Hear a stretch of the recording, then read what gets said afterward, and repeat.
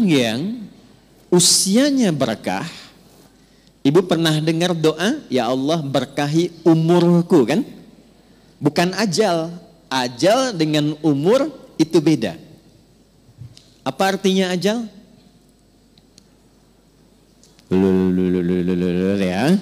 Nah, waktu kita terbatas. Kita ambil ilmu sahabat saja dengan cepat. Kalau belum tahu, katakan wallahu a'lam. Baik. Apa artinya ajal? Ya. Mau dapat ajal? Pasti. Udah kenceng diralatnya? Pasti. Baik, pasti. Baik.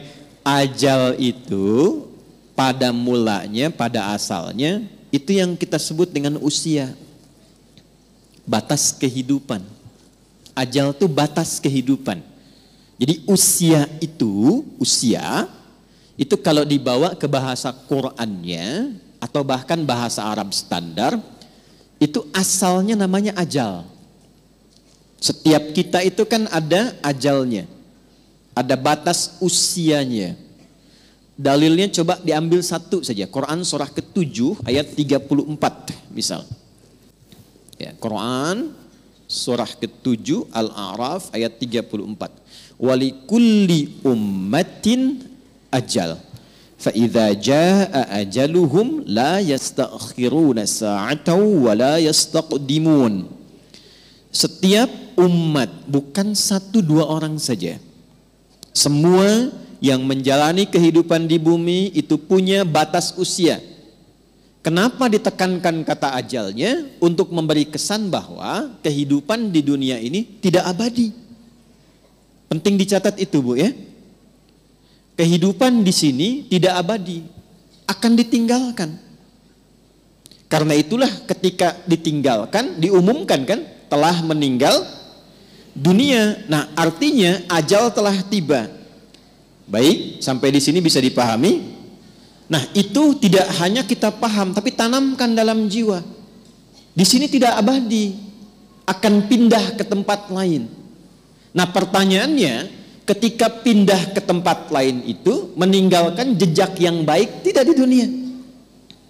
Ibu kan keluar dari sini, setidaknya baru keluar sudah dibincangkan kan?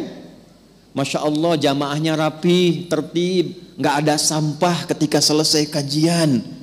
Kemudian jamaah-jamaah yang sekarang ngaji tenang, tidak ada yang ngobrol, gitu kan? Nah, itu jejak kebaikan yang ditinggalkan.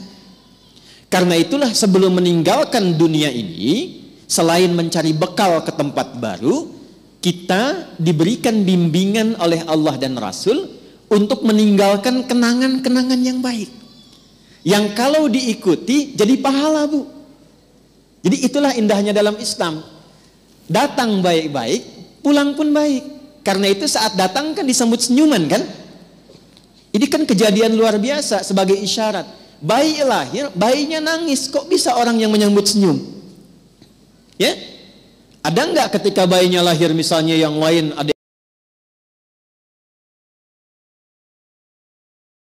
ketika meninggalkan dibalik, kita yang tersenyum, orang yang menangis.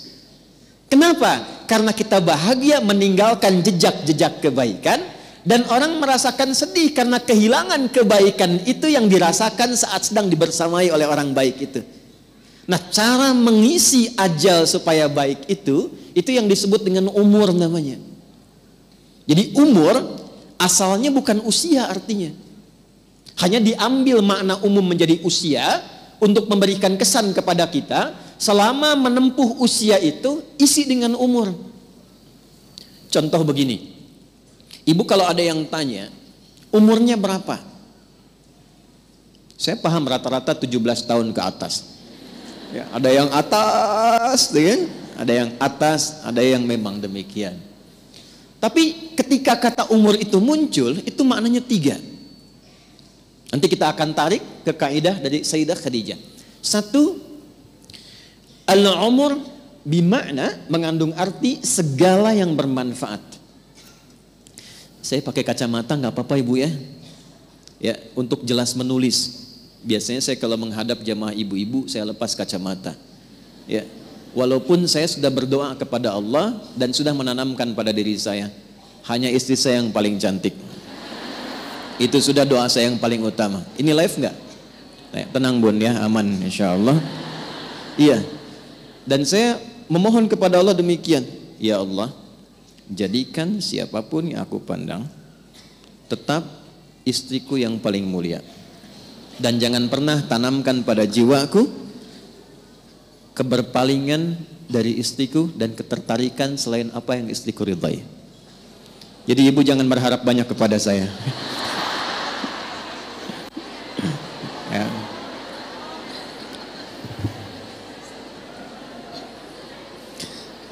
Saya tahu itu akan direkam. Dengar nih Pak. Lihat sini, balik sini. Oke. Sampai mana tadi kita itu umur? Insya Allah ingat. Segala yang bermanfaat.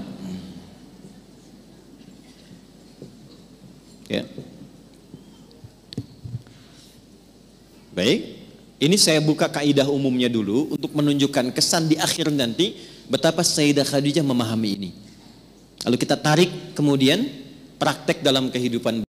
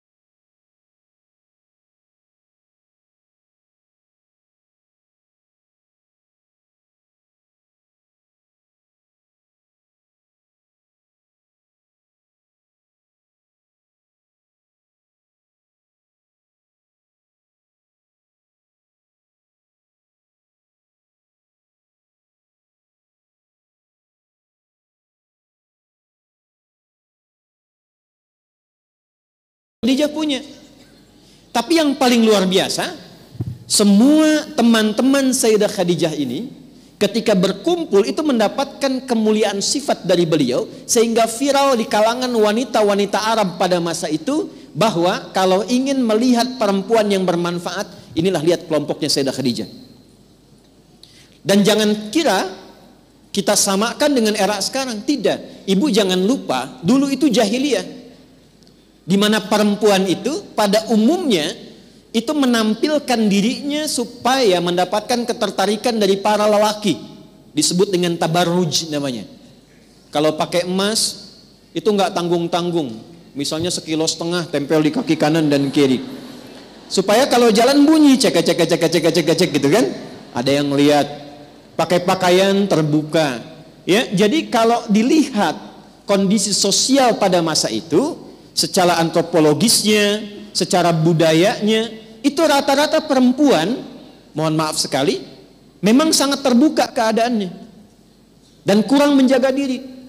Tapi kalau sudah melihat Sayyidah Khadijah dan teman-teman beliau, itu semua hormat. Nyaris tidak ada yang mau bicara di depan Sayyidah Khadijah, saking hormat dan kagumnya atas wibawa beliau. Ini semua diam. Dan saat ada orang yang usil pun pada Sayyidah Khadijah, itu teman-temannya, ini sebelum menikah dengan Nabi, itu teman-teman sekitarannya itu langsung melindunginya. Berbuat sesuatu yang Allah telah tetapkan itu, jika kita menjalaninya dengan istiqamah dan dilakukan karena Allah, maka Allah yang menggerakkan hamba sekitarannya untuk menjaga hamba dimaksud. Jadi kalau dari sekarang ibu menjadikan semua aktivitas usia itu untuk menaati Allah, ya tidak harus dalam konteks sholat saja.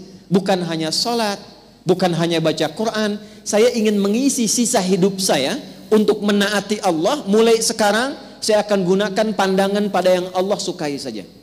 Saya akan gunakan pendengaran pada yang Allah sukai. Saya akan gunakan lisan pada yang Allah sukai. Kata Allah, jangan gibah. Saya tahan gibah. Saya tidak Ustaz. Bagus. Tidak seperti ibu itu tuh. Kalau bicara, masih berarti. Tahan. Tahan. Itu kalau bisa dilakukan, Allah balas, mengangkat